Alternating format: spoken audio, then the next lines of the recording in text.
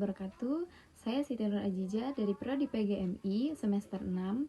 Di sini saya akan sedikit menjelaskan mengenai konsep dasar sejarah.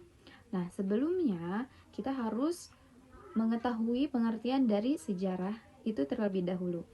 Nah, sejarah itu bukan hanya sekadar cerita masa lalu. Sejarah adalah ilmu yang mempelajari kehidupan manusia dalam dimensi waktu, tempat, dan perubahan. Nah, selanjutnya ada konsep dasar sejarah. Konsep dasar sejarah ini ada 3. Yang pertama, ada sejarah sebagai peristiwa. Nah, di Indonesia, contohnya itu seperti peristiwa sejarah yang banyak dikenal ialah Proklamasi Kemerdekaan Indonesia. Nah, Proklamasi Kemerdekaan Indonesia itu adalah contoh sejarah sebagai peristiwa.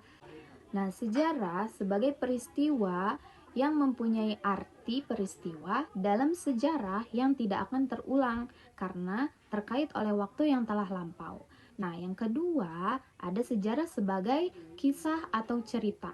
Nah, sejarah sebagai kisah atau cerita berupa narasi yang disusun dari memori, kesan, atau tafsiran manusia terhadap peristiwa yang terjadi pada masa lampau.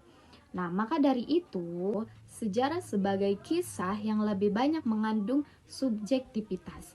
Nah, yang ketiga, ada sejarah sebagai ilmu.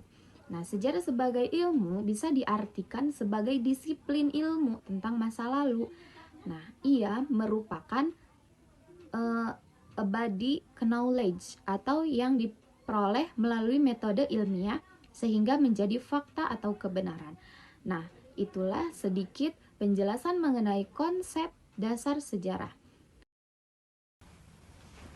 Sekian dari saya, kurang dan lebihnya mohon maaf. Wassalamualaikum warahmatullahi wabarakatuh.